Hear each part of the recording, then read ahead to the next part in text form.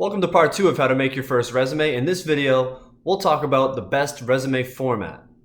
When you're learning how to make your first resume, the first thing you need to know is that people don't want to read resumes. On average, hiring managers spend as little as 6 seconds reviewing resumes.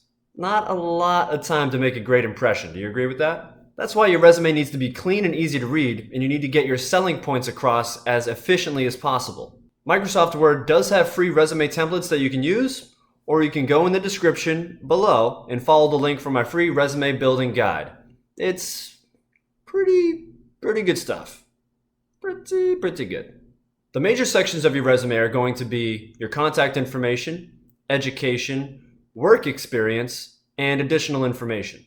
Since you don't have any full-time work experience, you should also add a section for volunteer work, internships, or special projects. With regard to the summary or objective section, a lot of people like to include a short paragraph at the top of the resume or somewhere on the resume to talk about what their goal is or why they're submitting this resume to a hiring manager.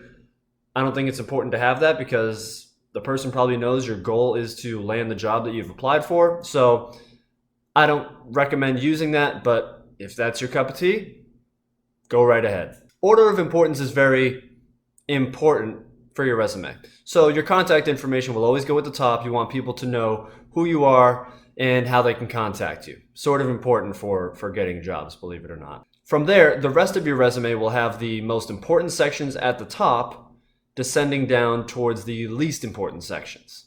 Most important sections at the top, after your contact information, going down in importance from there. Get it? You getting the visual? Kinda. Okay. Until you have several years of work experience, education's the most important thing for you, so that will go right under your contact information near the top. After that, put the section that best displays the skills required for the position that you're applying for. For example, let's say you're applying for a full-time position at a bank.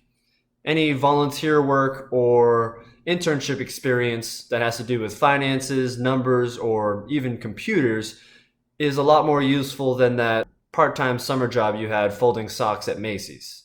See what I'm saying? You get it. You want your resume to be as close to one page as possible. In high school, taking up 3/5 of the page is acceptable, and in college, you want that to be closer to at least 3/4 of the page. Spacing between your words, headings, and lines of text needs to be consistent throughout your resume. It's also important to maintain your margins. Look down both sides of your resume and make sure the bullets and subheadings align perfectly. You also want to use the same format for dates, numbers, and punctuation. For example, decide whether you want to end your bullet points with a period or not, and stick to that. For dates, you can choose whether or not to use leading zeros. A leading zero is when you have dates in the numerical format, you go, for example, July 12th, 1990. A leading zero format would be 07/12/1990. If you're not using leading zeros, it would just be 7/12/1990. At the end of the day, the little things that make up the style of your resume are not important as long as it is consistent and clear throughout. Here's a good example resume format that you can use. It's the same one that I personally use. You can download it by following the link in the description for the free resume building guide. As you'll see up at the top is the contact information. You don't need to include your full address. I just use the phone number and email. In this example, this is obviously fake information, so don't go around trying to email Lindsay Davis, although this email probably would work for somebody out there. And then after that, the education section follows because this is a college student. They don't really have much full-time work experience. As you'll see, it's more of a work study thing. So experience follows second. Third is the clubs and activities, and below that is the additional information section.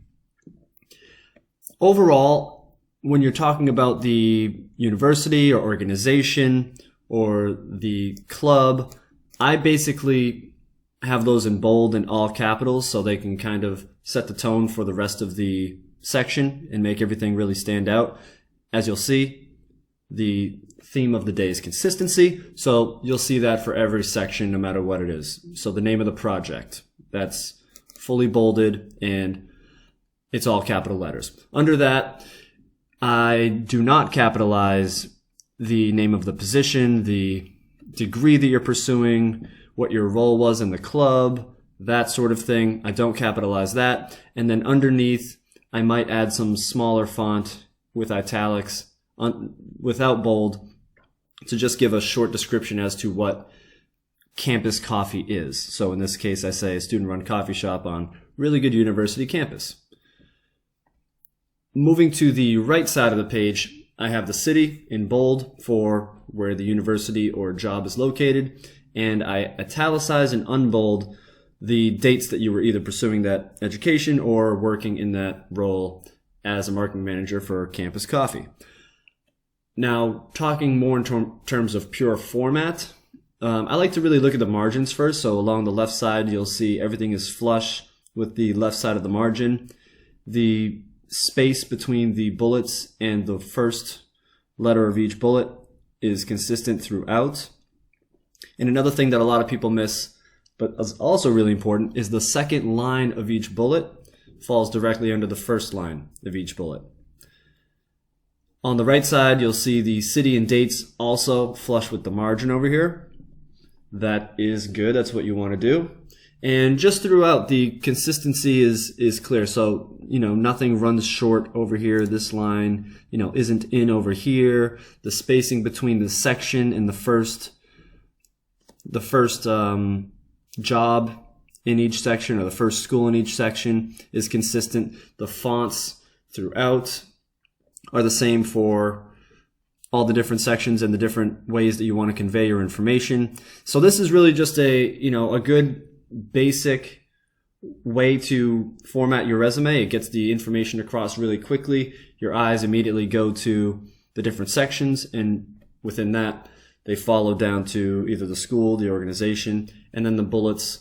The numbers in the bullets can take you the rest of the way. So that's how you format and organize your resume. Check out part 3 for how to write effective resume bullets.